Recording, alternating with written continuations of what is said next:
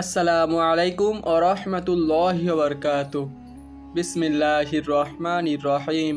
শুরু হচ্ছে মৃত্যুর সম্রাট অধ্যায়ের আনাতোলিয়ার কাফেলা পর্বের তৃতীয় অংশ। অগণিত ইরানি তুর্কি শরণার্থী আনাতোলিয়াকে এক বিচিত্র সংস্কৃতির অধিকারী করে তুলেছিল। মঙ্গল আক্রমণে খাওয়ারজাম সাম্রাজ্য ধ্বংসের পর এদের সাফল্যের সাথে সেলজুকদের পতাকার নিচে ঐক্যবদ্ধ করেছিলেন সুলতান আলাউদ্দিন। কিন্তু এই কাজটা মোটেই সহজ ছিল না। এই শরণার্থীদের একটা বড় অংশই ছিল একেবারে মুসলিম, যারা এক বা দুই পুরুষ আগে ইসলাম গ্রহণ করেছে। নিরক্ষর হবার কারণে তারা ইসলাম সম্পর্কে জানত খুবই কম। কোরআন বা হাদিসের চেয়ে শায়েখের মুখের কথাই ছিল ইসলাম সম্পর্কে তাদের জ্ঞানের প্রধান উৎস। এদের প্রাচীন ধর্মে সামানদের গুরুত্ব ছিল অনেক। ইসলামে ধর্মান্তরিত হবার পরেও তা খুব একটা বদলায়নি। আর তাকে পুঁজি করে এই সরল অশিক্ষিত মানুষদের নিজের দলে ভিড়িয়ে ক্রমেই শক্তিশালী হয়ে উঠলেন এমন এক পীর, যিনি আসলে মুসলিমই ছিলেন না। জাদুবিদ্যার ভেলকি দেখিয়ে নিজেকে কামিল বলে প্রচার করা বাবা ইসাক আসলে ছিলেন বাইজেন্টাইন কমনেন্স বংশের এক রাজকুমার। তার লক্ষ্য ছিল পীর হিসেবে জনপ্রিয়তা অর্জনের মাধ্যমে বিদ্রোহ সংগঠিত করে সেলজুক সালতানাতকে ভেতর থেকে ভেঙে দেওয়া। জাদুবিদ্যার ভেলকির সাথে সাথে বাবা ইসাক এমন কিছু কৌশল অবলম্বন করেছিলেন যা তার তরিকার অনুসারীর সংখ্যা রাতারাতি বাড়িয়ে তুলেছিল। তিনি বলতেন মুসলমান হতে 5 ওয়াক্ত নামাজ, রোজা বা হজ, জাকাতের কোনো প্রয়োজন নেই, অন্তরের স্রষ্টার স্মরণেই আসল কথা। তিনি বলতেন জগতে শুরু বা শেষ বলে আসলে কিছু নেই, জগৎ চিরন্তন। নিজেকে তিনি ঘোষণা দিয়েছিলেন রাসূলুল্লাহ।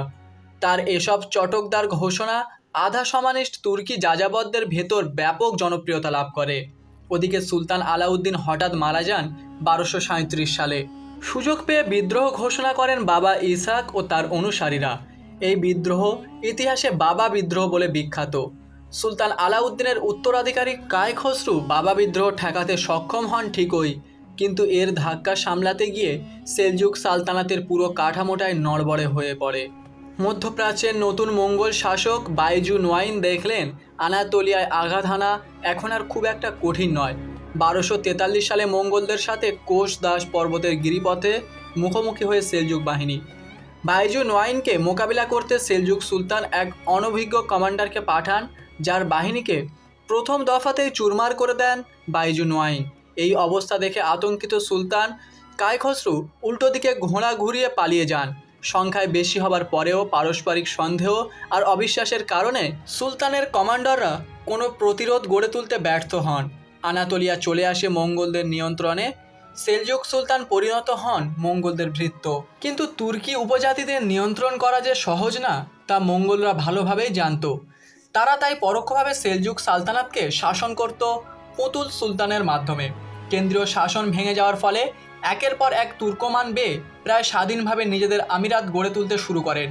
মধ্য আনাতোলিয়ায় কারমান বে, পশ্চিমে জার্মিয়ানি বে, হামিদ বে, আইদিন বে, আর্তুরুল বের নেতৃত্বে সূচনা ঘটে ছোট বড় প্রায় 15টি আমিরাতের। 1256 সাল নাগাদ ধীরে ধীরে সেলজুক সালতানাত থেকে তুর্কি গোত্রগুলো স্বাধীন হয়ে নিজেদের আমিরাত প্রতিষ্ঠা করতে শুরু করলো। মঙ্গলরা এবার নজর দিল স্বয়ং আব্বাসিয়া খলিফার দিকে। খলিফাকে তারা মঙ্কি খানের দরবারে গিয়ে হাজিরা দিতে বলল।